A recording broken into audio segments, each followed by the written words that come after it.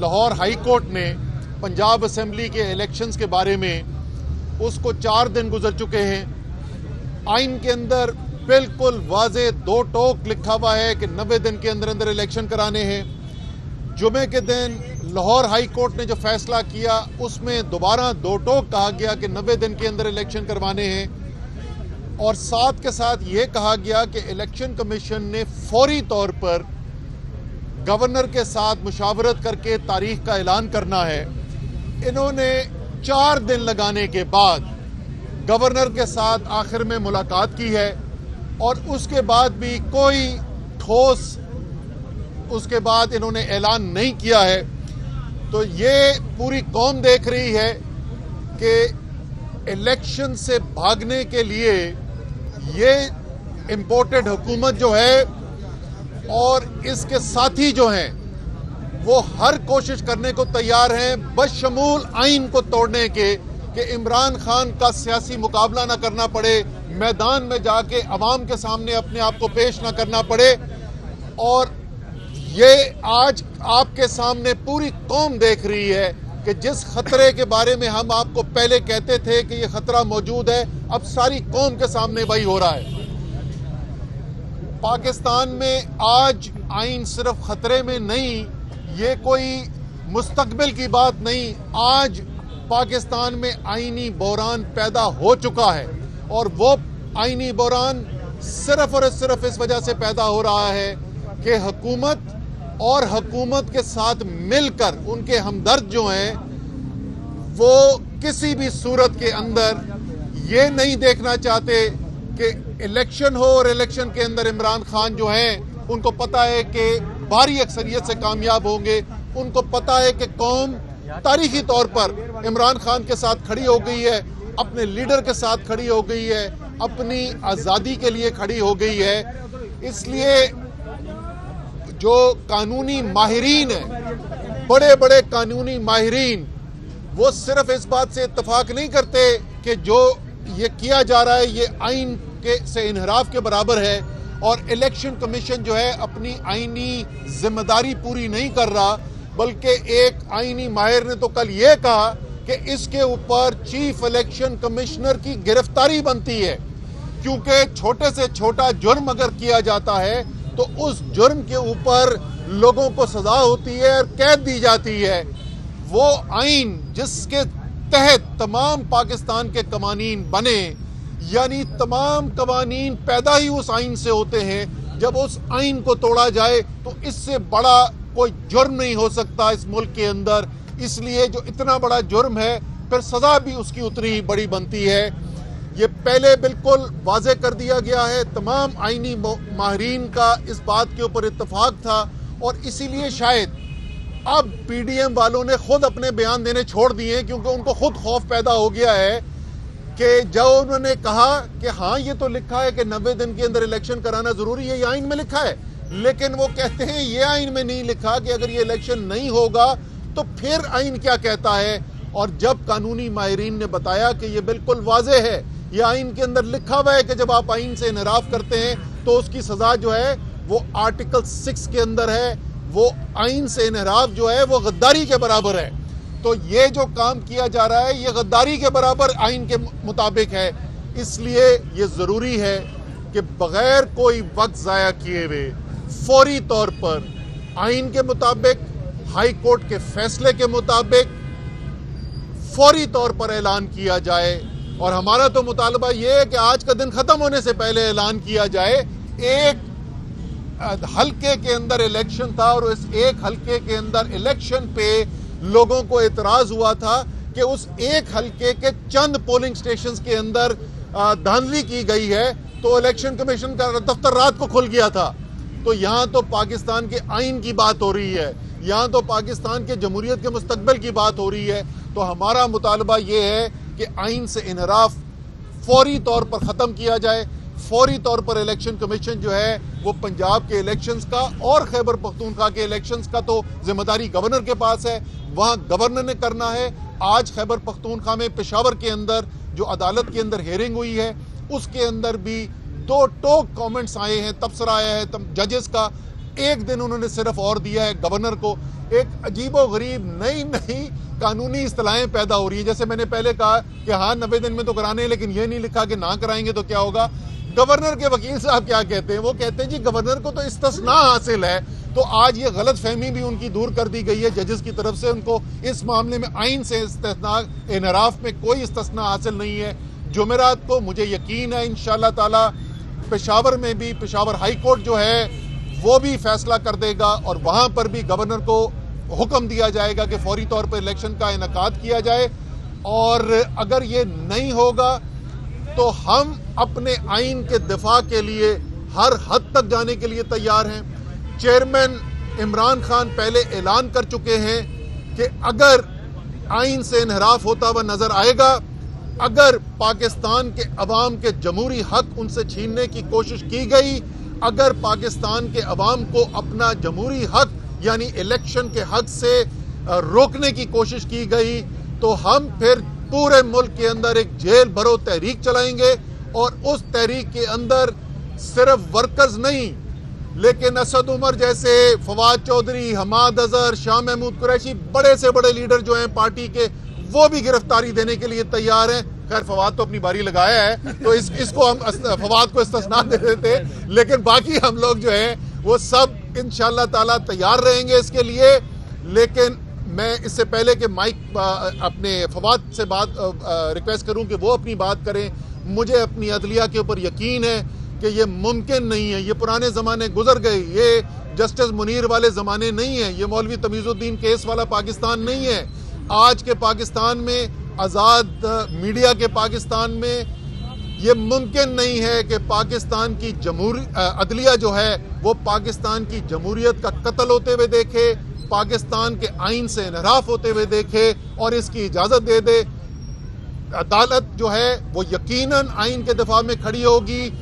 अदालत के साथ सारी कौम के साथ साथ तहरीक इंसाफ के लीडर इमरान खान, बाकी तमाम लीडर्स और वर्कर तहरीक इंसाफ के इंशाअल्लाह ताला इस आइन का दिफा करेंगे और घसीट कर इस इंपोर्टेड गवर्नमेंट को हमने बैलेट बॉक्स तक लेकर जाना है और इलेक्शन इंशाअल्लाह ताला करवाने हैं। फवाद। अच्छा जी, बिस्मिल्लाहिर्रहमानिर्रहीम। जिस तरह से अभी जो असद उमर साहब ने बताया कि पाकिस्तान के अंदर एक बहुत बड़ा आईनी बहरान जो है वो पैदा हो चुका है और आज चौथा दिन है कि हाई कोर्ट ये हुक्म दे चुकी है और उसके बावजूद इंतखाबात की तरफ हम नहीं बढ़ रहे। दूसरी तरफ हम देख रहे हैं कि मरियम नवाज शरीफ और राजा सुल्तान सिकंदर अदलिया के खिलाफ एक भरपूर मुहिम चला रहे हैं। हमने ये देखा है कि किस तरीके से वही अकाउंट्स जो इलेक्शन कमीशन की हमायत कर रहे हैं, वही अकाउंट्स आला अदलिया के जजेस का तमस्खुर उड़ा रहे हैं और यूं लगता है कि मरियम नवाज शरीफ इस कैंपेन को लीड कर रही हैं। और मुझे लगता यह है कि आला अदलिया को एक मुनज़्ज़म साजिश के तहत निशाना बनाया जा रहा है।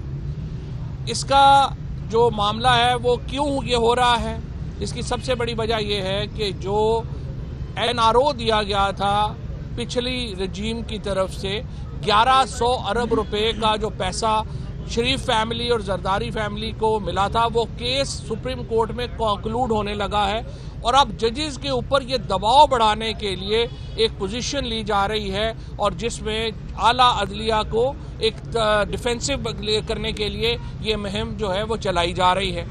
उसके साथ आप देखिए हाई कोर्ट के फैसले, अब ये जो कॉन्स्टिट्यूशनल इस वक्त इशू है इलेक्शन कराने का, हाई कोर्ट का वाज़ेह हुक्म है, इस पर इम्प्लीमेंट नहीं हो रहा। इससे पहले जब मुझे गिरफ्तार किया गया, लाहौर हाई कोर्ट ने 3 दफ़ा कहा कि मुझे पेश करें, उनके फैसले को नहीं माना गया। इस्लामाबाद हाई कोर्ट ने कहा इस्लामाबाद के अंदर इलेक्शन करवाएं, वो फैसला रद्दी की टोकरी में चला गया। उसके बाद शेख रशीद साहब को जमानत दी गई और उस फैसले को भी रद्दी की टोकरी में फेंक कर शेख रशीद को गिरफ्तार किया गया। और अब यूं लग रहा है कि एक बाकायदा मुहिम के तहत अदालती फैसलों की वक़्त ख़त्म की जा रही है। मैं सुप्रीम कोर्ट को और जो हाई कोर्ट है उनको ये तवज्जो दिलाना चाहता हूँ कि पहली बार इतने मुनज़्ज़म पैमाने के ऊपर दोबारा मिसिंग पर्सनस के केसेस शुरू हो गए हैं। यहाँ पे मोहम्मद खान भट्टी जो साबिक सेक्रेटरी हैं परवेज इलाही साहब के, आज उनको छठा 7वां दिन है, उनका कोई अता पता नहीं है। आमिर रान जो लाहौर हाई कोर्ट के इलेक्टेड सेक्रेटरी थे, उनको 5 दिन के बाद रिहा किया गया और अब भी उनके साथ जो सलूक हुआ उसका हमें कोई अता पता नहीं है। पाकिस्तान की अदलिया का एक ही काम है, वो पाकिस्तान के शहरियों के हकूक का तहफ़्फ़ुज़ करे और ये ऐसे मामलात हैं जिस पे अदलिया को खामोश नहीं रहना चाहिए। इसके साथ साथ इलेक्शन कमिश्नर जो कर रहे हैं, फैसल फारूकी साहब जो पाकिस्तान के एक बड़े वकील हैं, उन्होंने कल कहा है कामरान खान के शो में कि इलेक्शन कमिश्नर को गिरफ्तार किया जा सकता है इस तौहीन के ऊपर। हम ये मुतालबा रखते हैं कि इलेक्शन कमिश्नर को और गवर्नर्स के खिलाफ आईनी कार्रवाई अमल में लाई जाए और सदर ममलिकत आरिफ अलवी साहब से मेरी गुजारिश है, पंजाब के गवर्नर और खैबर पख्तूनख्वा के गवर्नर के रिमूवल के लिए जो आईनी जो प्रोसेस है उसका आगाज किया जाए, क्योंकि दोनों गवर्नर्स ने वाज़े तौर के ऊपर आइन की धज्जियां उड़ा दी हैं और आइन को एक रद्दी की किताब में कन्वर्ट कर दिया है। और अगर आइन भी ना रहा, मैं ये बता दूं आपको कि पाकिस्तान की वाहिद कंसेंसस डॉक्यूमेंट इस वक्त पाकिस्तान का आइन है। अगर ये आइन को भी पाकिस्तान के अंदर इस तरह से सबोटाज कर दिया गया, फिर पाकिस्तान के अंदर कोई कंसेंसस डॉक्यूमेंट नहीं बचेगी, कोई इत्तफाक राय नहीं हो सकेगा और ये पाकिस्तान के साथ खेलने के मुतरादिफ है जो इस वक्त ये अमल हो रहा है। लिहाजा सदर ममलिकत दोनों गवर्नर्स के खिलाफ उनको ओहदों से हटाने की कार्रवाई जो है उसका आगाज करें। इसके साथ जेल भरो तहरीक हमारी जो है वो उसका प्रोसेस मुकम्मल हो गया है। ये 24 घंटे के नोटिस के ऊपर शुरू हो सकती है। हो सकता है ये कल शुरू हो जाए, हो सकता है ये परसों शुरू हो जाए, लेकिन ये तहरीक बिल्कुल मुकम्मल है और इंशाल्लाह हज़ारों लोग इस वक्त जो है वो गिरफ्तारी देने के लिए तैयार हैं। मुझे उम्मीद है सुप्रीम कोर्ट और पाकिस्तान की हाई कोर्ट्स इन मामलात का नोटिस लेंगी। इसके साथ में एक और नुक्ता ये रखना चाहता हूँ, जब ये इंटरिम गवर्नमेंट बनी थी, हमने पंजाब में ये कहा कि 22 अफसर हैं जो तहरीक इंसाफ के खिलाफ ज़ाती तौर पे मुलव्वस हैं यहाँ पे इंतकामी कार्रवाइयों में, और उनको यहाँ अपॉइंट ना किया जाए। बड़े अफसोस की बात है कि इलेक्शन कमिश्नर ने और पंजाब हुकूमत ने उन 22 में से 17 ऑफिसर्स को पंजाब में अपॉइंट कर दिया है और बाकी जो 4 बचे हैं उनको भी लगाया जा रहा है। मैं इन 22 ऑफिसर्स को कहता हूँ, आप आइन के तहत हलफ लेके आए हैं, आपकी वफादारी रियासत के साथ होनी चाहिए, एक जमात के साथ नहीं होनी चाहिए। फौरी तौर के ऊपर खुद को अपने ओहदों से अलहदा करें और पार्टिजन ना हो, ताकि ये ना हो कि उसके ऊपर आपके खिलाफ बाद में कार्रवाई हो। लिहाजा ये मामलात ऐसे हैं जिस पे अदलिया को नोटिस लेना है और हम उम्मीद करते हैं कि अदलिया पाकिस्तान के आइन की तहफ़्फ़ुज़ करेगी और शहरी आज़ादियों का तहफ़्फ़ुज़ करेगी। जो हमारी इस वक्त जो मेल्ट डाउन हो रही है मईशत, उसके ऊपर हमाद अज़हर साहब कुछ बात करें। बिस्मिल्लाहिर्रहमानिर्रहीम। बिस्मिल्लाहिर्रहमानिर्रहीम। जहाँ पे अदालती फ़ैसलों का एहतराम नहीं हो रहा, जैसे फवाद चौधरी साहब और असद उमर साहब ने बताया, और जहाँ पे लोग गायब होना शुरू हो गए हैं, मिसिंग पर्सन शुरू हो गए हैं सियासत के अंदर हमारी, तो वहाँ पे मईशत का भी कोई अच्छा हाल नहीं है। अब आप ये देखें कि शौकत तरीन साहब के ऊपर एक अजीब व गरीब सा केस बनाया जा रहा है। भाई बंदा पूछे, मईशत तुमने तबाह की, मईशत मिफ्ता ने तबाह की, मईशत इसहाक डार ने तबाह की और आज भी कर रहा है। शौकत तरीन का क्या कसूर है? शौकत तरीन के वक्त पे तो आपके ज़र मुबादला के ज़खायर भी पूरे थे, फाइनेंसिंग का कोई क्राइसिस भी नहीं था।